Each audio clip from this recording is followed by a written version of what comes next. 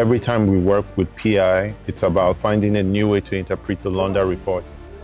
And there's so many different ways we've done it in the past over the last 3 films. We wanted to find a new type of protagonist in an entirely new setting that makes the idea and the message we're trying to pass across evergreen. The inspiration for this has, of course, comes from trying to create strong community. The crux of the story centers on the life of a woman who is called upon to uphold and strengthen our community. And a lot of the value system in the film is really about community, people coming together and going through something together and emerging more triumphant together. In terms of putting together the crew, especially, I think I'm grateful to God that I'm blessed to have the kind of crew that I was able to assemble, right? Okay, so we have some that have always been a part of the family, but other ones that are injected into it. So in all of it all, we have professionals, top profile professionals in the Nigerian film industry that are actually on this set. So with that, you can go to sleep and say, oh, I can see the end of this movie that is going to be a great one. Our inspiration for this story is largely based on the Londa report. However, one thing that came forth was the question of how do we tell this story that would retain this essence and in a way that this hasn't usually been done before. And it came from that point of how do we use someone that people don't usually see on screen and to tell this story about misinformation, about cyberbullying, about how a community has come together to band it. And asking that simple question just brought us to the point of, okay, we needed this character, this grandmother, who doesn't know much about a lot of things, but she's very hard-headed and very direct about her life. And that brought about this story, exactly. Mabibi is in her 60s. Retired, old-time nurse, very firm in her beliefs. But there is a rediscovery of self at a stage in her life that she had considered nighttime. But then the rebirth happens as regards Mama Bibi. I love the character because sometimes we live life monotonously. We believe if you're a civil servant, that's all you want to do the rest of your life. Something happens, you don't have a plan B. But this tells us that it doesn't matter who you are, where you are in life. You can always find, or you can find another path or create another path. You do not have to be stuck in your ways. So Mama Bibi has moved from this stoic person to somebody who mistakenly, and that is, life happens to one. And all the things she had acquired in her journey in life, she begins to use them to educate the world. Her experiences, her herbal knowledge, her life's worth of knowledge. And guess what? It paid off. It had its own battles, but because of her resilience, she conquered. So I like the phoenix part of her. Amina is a young nursing student who lives with her aunt. She's jovial, lively, and she's kind of feisty as well, but because she lives with her aunt, she's not able to express a lot of that. But then, she's actually very sweet and supportive of her aunt as well. Okay, so Oliver represents corporate arrogance. When you think of the big shots in corporate world, Oliver is more like that person that represents all of their shenanigans, all of their arrogance, all of their agenda, how they try to push down their agenda down everybody's throat. That's what Oliver represents. For the choice of location, it all started from when I got the story. I discussed with the director and just to hear his own vision and how he wants to. So, and from there, I knew that the only way we can achieve it is to look for an area, because we're talking about a border town that has different nationalities. You're talking about Kenyans, you're talking about Nigerians, you're talking about Ghanaians, Cameroonians, a mix of Anglophone and Francophone. Language has been a big one. The fictional town of New Mpaka is supposed to be a border town, and we wanted to have all sorts of nationalities represented there. And we have this really unique mix where you have different characters speaking different languages, but somehow they all understand each other. And I think that has been very unique just to bring to life and see on screen. Yeah, absolutely. The values of what Pan-Africanism could be, we've tried to make that fictitious reality. An Africa that we could all travel, speak, and understand each other across terrain, borders, and a language. We managed to realize in this film. We have a unique setting that is a real-life setting that looks amazing. It's colorful, it comes alive, it's bustling, it's economically progressive in many ways, and we can't wait to have you inhabit this place with us as we are doing it. Okay, for me to get this done right, I need to look for a town that really has something close to it. So the first choice was to think about Idiroko. So Idiroko will have been so perfect because it's a border town itself between Nigeria and Republic of Benin. But unfortunately, the day we went there, 4 days before we got there, we didn't know that the fixer, upon getting to Idiroko, we learned that he has passed, that he's dead. And for me, I said, guys, Idiroko, because you need a good fixer for you to be able to work in a remote area that you have never shot before. And so we had to go back to the drawing board. And then we thought about Ijebu-Ode. Ijebu-Ode was giving us what we wanted. We went there, we did the recce, but there was something that came up in the development of the story again, and I said, no, let's think of somewhere else. And that was how we found ourselves here in Ekpe town. And not the central Ekpe town itself.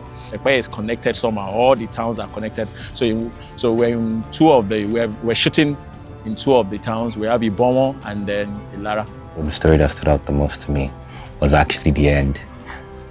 One important thing about that was how Mama Bibi stood and dragged the whole community to stand with her. That whole communalism was very, very important, and it was very emotional. The part that stood out to me the most was the climax of the story, which was where Mama Bibi in the market square, and she was speaking to her people, speaking to these people she has known for years, and their businesses, their growth and everything, and telling them and reminding them about what they stand for, what this community is all about. That part, I think, is something everybody will definitely enjoy, because it was just this one woman standing against a multitude of problems. The part that stood out for me is the fact that social media can make you overnight, and social media can break you overnight. The fact that Mama Bibi went to bed, and in the morning her life changed drastically. That for me is the present reality, where anything happens. Wherever you are in any corner of the world, social media can put you on the global platform, and your life will change forever. Mama Bibi, elle est douce, adorable, et un peu de tout. She's conservative. She's that strict, disciplined woman that everybody loves and respects in the village or in the town, so to say. And she loves her son, Bibi. Yeah. I think she's also a strong woman. But then that kind of soft, resilient person. They're strong, but they don't... When the need for their strength comes, they'll give you. For every bass, there must be a boss, so they'll give you. I think just seeing the character evolve over the course of the film, like the way we conceived of her, how she starts as one thing, and then she discovers fame online. But then when you go even further into the film, she now discovers herself. It's a beautiful journey that culminates in, I think, one of the finest scenes we've done for a finale. Oh, awesomeness. I think for me, it's been seeing these characters be molded in my mind and become reality. All the characters, most especially Mama Bibi, because we get to work with the greats, Tina Mba, Auntie Tina as she's known, She's a phenomenal tour de force of an actor. And I think one of the things what we've had to struggle with is hiding our beauty and, mold it to make it less than what it truly is. To make her a meeker woman, who has to now find herself. And I think we are blessed with an assortment of characters that represent different people across the continent. Every character came with its own flavor. From my niece, the lady that played Amina, to Hassan with his friend, to Handsome. You see, everyone came with there. To even Mr. Oliver, the Connect husband. So everyone brought their flavor in, and I cannot say this is my favorite actor. I loved how they played their parts. I had to feel more like a Gen Z, but she's very all over the place, like a butterfly. So yeah, I had to channel that and bring it into it. The part where her aunt she got viral on social media, and then I had to make her aunt do some trendy stuff, some get ready with me videos, dance challenge, and it was very comic. So you should look out for that part to make you laugh. What lessons do I want the audience to take away from this movie? I think love. And I say this because love is everything. Okay, love is everything. If you look at the character of Mama Bibi is one kind of a person that is very, very transparent. She loves the people, okay? She loves the community. She has worked with them, she has empathized with them, she has felt their pain. In all of this, it can only be done by someone who has a heart of love. So my charge to everybody that will be watching this movie, can we show love? Because if you love someone, this issue of corruption will not be a thing. You will be cheating people all around. I mean, connectors will not just be out there looking for how to make more money without giving back something tangible. So for me, it's love. Can we all love ourselves? I would like people to stand for their rights. They should see that when you keep quiet and you don't say you don't fight for your rights, those rights will eventually be taken away from you, and at the end of the day you'll be left with nothing. The corporate world will always want to push their agenda down your throats. It is now your duty to fight back, not pick up arms, but lend your voice. I think everything about the Londa Report has always been about making people aware. Be aware of your rights, be aware of what the government is doing, be aware of the fact that you as a small part of a whole can make a change. If there is any one lesson we take away from that should be the most crucial one. Yes, it's also about finding beauty within yourself, finding courage within yourself, finding friends to support you when you're down. All these elements also come together in the film, and I believe before you become something to others, you must be something to yourself. And I think that's a lesson Mama Bibi, the central character, teaches us. One major lesson is that one pebble can actually move a mountain, but not alone. You have to do it together, right? So that whole idea of a lot of people coming together to make an action is very important.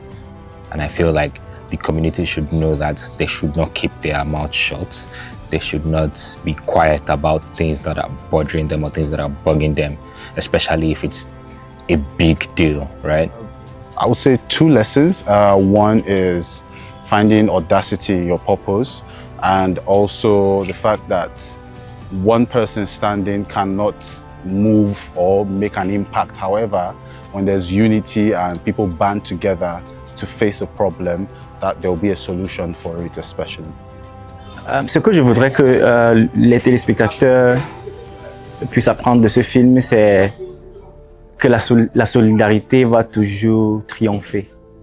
puisque tant qu'un peuple n'est pas uni, quand un peuple ne se voit pas, quand des gens ne se voient pas dans l'esprit des autres, dans les yeux de l'autre, tu n'as pas la possibilité de pouvoir apprécier ce que l'autre personne ou ce que tu vis vraiment. Donc, c'est en regardant en sympathisant avec d'autres personnes que tu pourrais mieux apprécier la vie.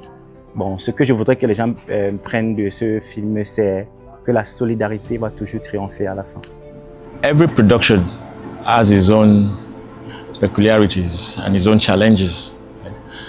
And as far as this is concerned, and like I always tell anybody that cares to listen, in the word of Alfred Hitchcock, he said that for you to make a great film, you need three things: the script, and the script. So one of the peculiarity of this particular one is also the story, which is the script, all right, which is quite different from the past ones we have had, talking about Training Day, talking about Focus, talking about Finding Diana, all right. So the story itself, all right, and then I will talk in terms of logistics. The logistics on this one is heavy, is the heaviest so far, because we had to move away from where most of us reside, and which is Lagos. Drove for almost 2 hours to get to a town called Ekpe, and that is where we are. So.